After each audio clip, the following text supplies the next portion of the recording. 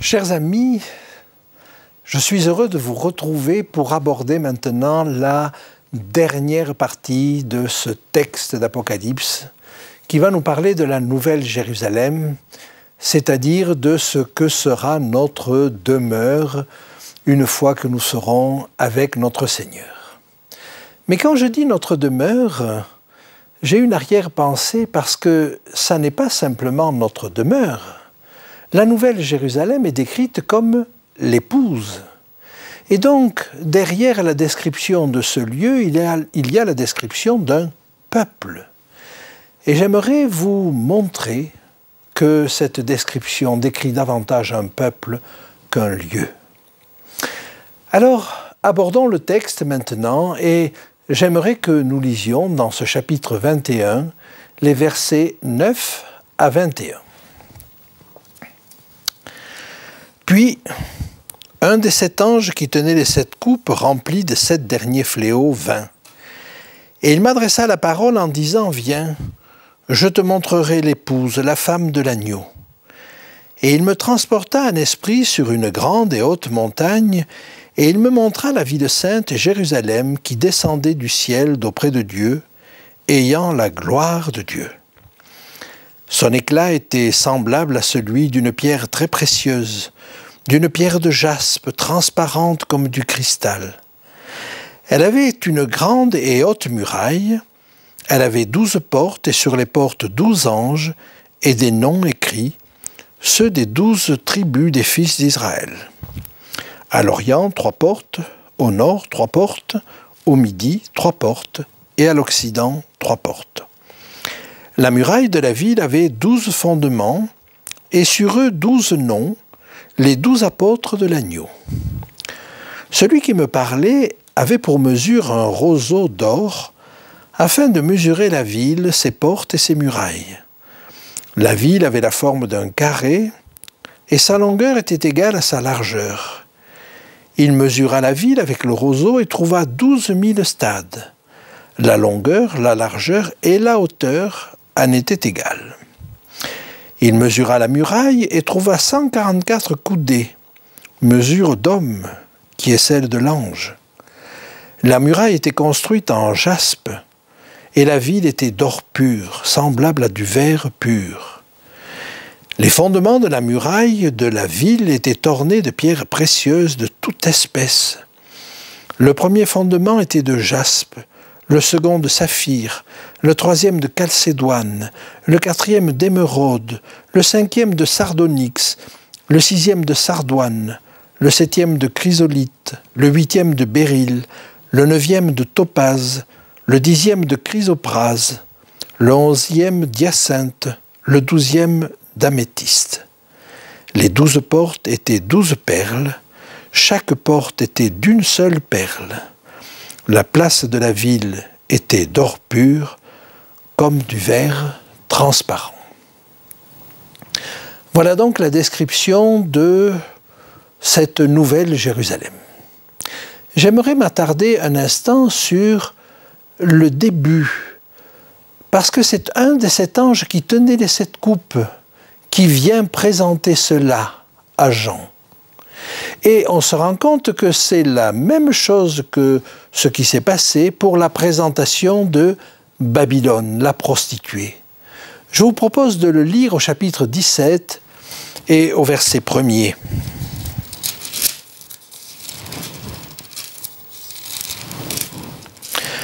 « Puis un de sept anges qui tenait les 7 coupes vint, et il m'adressa la parole en disant, « Viens, je te montrerai le jugement de la grande prostituée qui est assise sur les grandes eaux. » En d'autres termes, ce qui nous est proposé là, c'est de comprendre qu'à la suite des coupes, il n'y a que 2 solutions. Ou l'on va faire partie de Babylone et des réprouvés, ou on va faire partie de la Nouvelle Jérusalem et des élus. Et dans la description de ces 2 villes, tout les oppose. Ce sont 2 femmes, ce sont 2 villes, Babylone et Jérusalem. Babylone, la prostituée. Jérusalem, la femme fidèle, l'épouse. C'est un des 7 anges qui tenait les 7 coupes qui la présente dans les 2 cas. Babylone est vêtue de pourpre et d'écarlate. Il est simplement dit de la Nouvelle Jérusalem qu'elle avait la gloire de Dieu. Babylone était parée d'or, de pierres précieuses et de perles. Il est dit de la Nouvelle Jérusalem qu'elle avait un éclat semblable à une pierre de jaspe, transparente comme du cristal. Elle n'est pas parée de pierres précieuses, elle est une pierre précieuse. Babylone est dans un désert ou sur les grandes eaux, elle est au niveau de la mer. Jérusalem est sur une haute montagne. Bref, tout les oppose. Alors, l'épouse, la femme de l'agneau. Eh bien, avançons un petit peu dans cette description et nous allons essayer de comprendre qu'en réalité, c'est un peuple qui nous est décrit. Et je vous propose de lire le verset 10.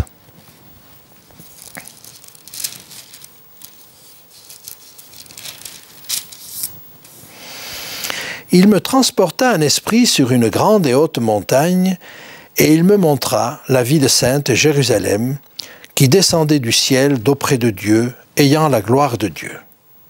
Verset 11, son éclat était semblable à celui d'une pierre très précieuse, d'une pierre de jaspe transparente comme du cristal.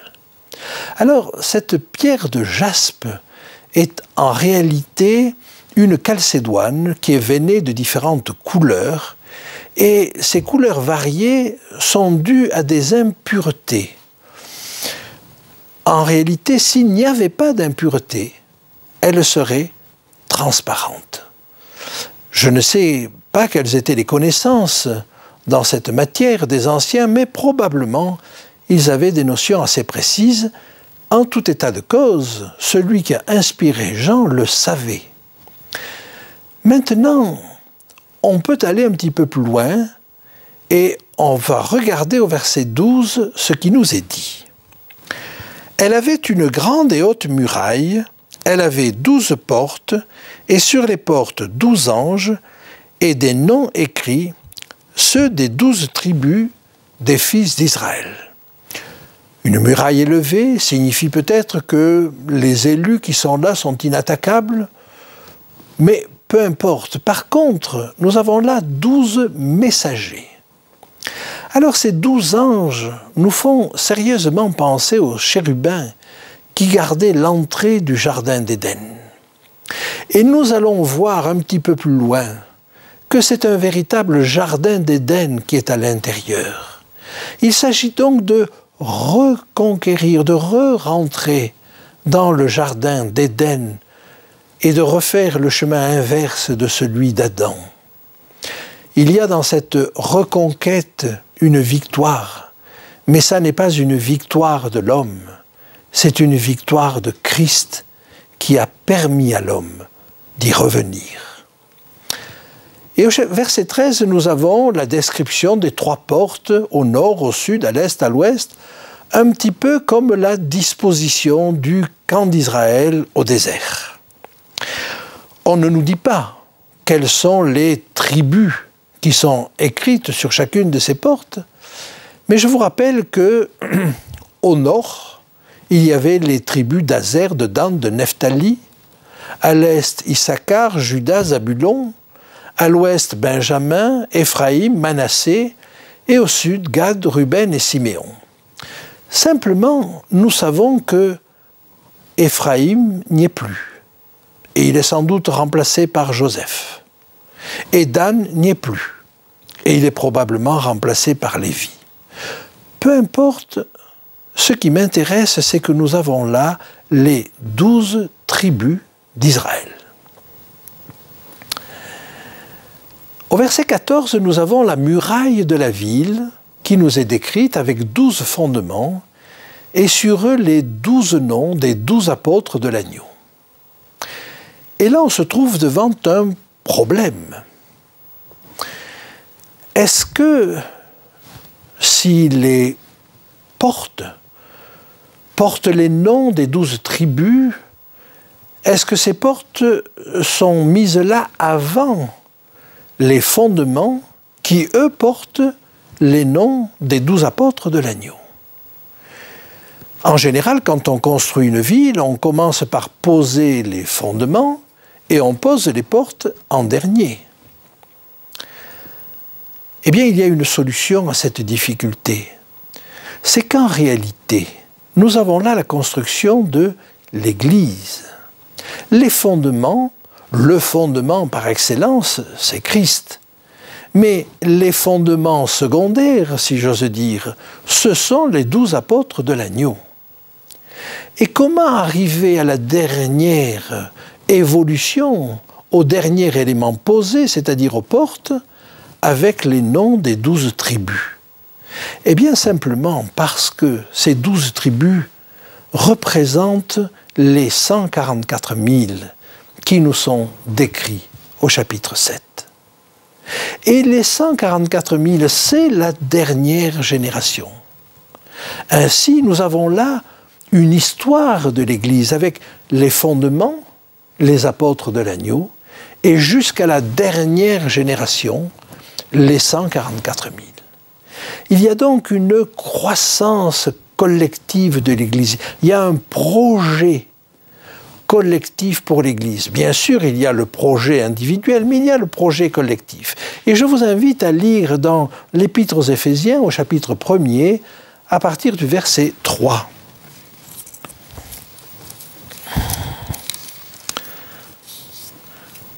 Béni soit Dieu, le Père de notre Seigneur Jésus-Christ, qui nous a bénis de toutes sortes de bénédictions spirituelles dans les lieux célestes en Christ.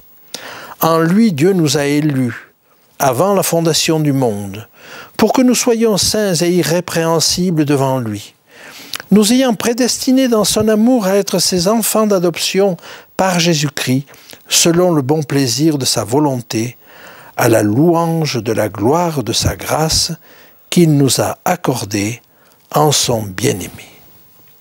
Oui, Dieu avait un projet. Et ce projet, il l'a depuis avant la fondation du monde. Et il va le mener à bien. Et donc, nous avons là, en termes très simples de fondation et de porte, une évolution de ce qu'est l'Église. D'ailleurs, ça n'est pas pour rien que le signe, le symbole des portes est utilisé. Parce que nous verrons plus tard que les nations devront passer par ces portes. Comme si tous les élus devaient passer finalement par l'expérience des 144 000. Et il ne serait peut-être pas étonnant que la ville, dans un premier temps, représente simplement les 144 000. Je vous invite à regarder un texte sur lequel nous ne nous sommes pas arrêtés jusqu'à présent, en Apocalypse 20 et au verset 9. Et ils montèrent à la surface de la terre et ils investirent le camp des saints et la ville bien-aimée. Mais un feu descendit du ciel et les dévora. Quand les méchants ressuscitent à la fin des 1000 ans, ils attaquent le camp des saints et la ville bien-aimée. Comme s'il y avait deux groupes, la ville elle-même et puis ceux qui rentreront dans la ville après, le camp des saints. nous aborderons ces choses un petit peu plus loin et je vous propose que nous avancions maintenant dans ce texte. Nous arrivons à la mesure. Celui qui me parlait avait pour mesure un roseau d'or afin de mesurer la ville, ses portes et ses murailles. Eh bien, à 2 autres reprises, nous voyons dans la parole de Dieu quelqu'un mesurer. Alors, d'abord dans le livre d'Ézéchiel, et le livre d'Ézéchiel, à partir du chapitre 40, décrit un temple qui n'a jamais été construit, mais un temple qui est certainement porteur d'instruction. Et nous lisons au chapitre 40 et au verset 3 la chose suivante. « Il me conduisit là, et voici il y avait un homme dont l'aspect était comme l'aspect de l'airain. Il avait dans sa main un cordeau de lin et une canne pour mesurer, et il se tenait là à la porte. » Mais dans le livre de l'Apocalypse même, Jean avait été amené à mesurer également. Et nous trouvons ceci en Apocalypse au chapitre 11 et au début de ce chapitre. On me donna un roseau semblable à une verge en disant « Lève-toi et mesure le temple de Dieu, l'autel et ceux qui y adorent. Mais le parvis extérieur du temple, laisse-le en dehors et ne le mesure pas, car il a été donné aux nations, et elles fouleront aux pieds la ville sainte pendant 42 mois. » Il était question de fouler aux pieds la ville sainte. La nouvelle Jérusalem existerait-elle déjà? Est-ce qu'elle ne désigne pas déjà ceux qui sont le peuple de Dieu à ce moment-là, c'est-à-dire les 144 000? Vous voyez qu'il y a là une mesure, que ce soit au chapitre 11 ou au chapitre 21, qui mesure la ville sainte, mais qui mesure un peuple, mesure le temple, l'autel et ceux qui y adorent. Alors avançons encore dans notre texte, et revenons au chapitre 21.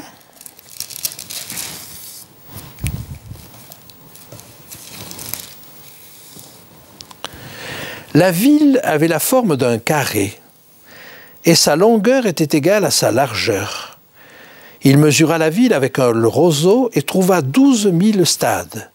La longueur, la largeur et la hauteur en étaient égales. Parfois on traduit par harmonieuse, parce que 12 000 stades, ça fait plus de 2000 kilomètres, et évidemment 2000 kilomètres de long, de large et de haut, ça paraît tout à fait improbable. Mais c'est un cube. Et là, certainement, c'est porteur d'instruction. Et j'aimerais vous amener dans le livre des Rois, au chapitre 6 et au verset 20. Le sanctuaire avait 20 coudées de longueur, 20 coudées de largeur et 20 coudées de hauteur. Le sanctuaire, en d'autres termes, le lieu très saint. Et ce sont les 2 seules choses qui, dans la parole de Dieu, sont cubiques. Le lieu très saint et la ville sainte. En d'autres termes, ce texte est en train de nous dire que la ville sainte n'est autre que le lieu très saint. On comprend à ce moment-là que Dieu va y habiter. Il habitait dans le lieu très saint. Il était représenté par la Shekinah. Et voilà que l'homme va le rejoindre dans la ville sainte. C'est le lieu de la rencontre, par excellence. Par conséquent, il y a là tout un enseignement. Alors, les longueurs, oui, eh bien, la muraille avait une certaine hauteur, 144 coudées de haut, ce qui ferait 72 mètres. Mais je crois que ces chiffres ont autre chose à nous dire. Avez-vous noté qu'ils sont tous en termes de 12 ou de 12 fois 12 ou de multiples de 12? exactement comme les 144 000. Il y a là une forme de perfection qui ne peut pas nous échapper. Allons au verset 18. La muraille était construite en jaspe, et la ville était d'or pur, semblable à du verre pur. Alors le jaspe a quelque chose à nous dire, parce qu'elle a l'aspect du jaspe. Mais si nous allons en Apocalypse 4 et au verset 3, c'est Dieu lui-même qui a l'aspect du jaspe. Lisons-le ensemble. Celui qui était assis avait l'aspect d'une pierre de jaspe et de sardoine, et le trône était environné d'un arc-en-ciel semblable à de l'émeraude. Cette ville, cette église a donc l'aspect de Dieu. Elle est ornée de pierres précieuses. Et j'aimerais vous dire ce qu'en dit Pierre. Approchez-vous de lui, pierre vivante, rejetée par les hommes, mais choisie et précieuse devant Dieu. Et vous-même, comme des pierres vivantes, édifiez-vous pour former une maison spirituelle, un saint sacerdoce, afin d'offrir des victimes spirituelles agréables à Dieu par Jésus-Christ. Le verset 21 nous dit ceci. Les 12 portes étaient 12 perles. Chaque porte était d'une seule perle. La place de la ville était d'or pur comme du verre transparent. Ce qui ressort de tous ces textes-là, c'est la transparence. Devant Dieu seul. En effet, nous n'avons pas à dire à tout le monde ce que sont nos turpitudes internes, mais devant Dieu, nous pouvons être transparents. Il n'est jamais trop tôt pour commencer, parce que après que nous ayons vu certaines choses, alors nous nous rendons compte qu'il y a d'autres choses, et c'est une démarche de vérité de toute la vie. Et celui qui nous aide en cela, c'est Dieu lui-même, et il est transparent.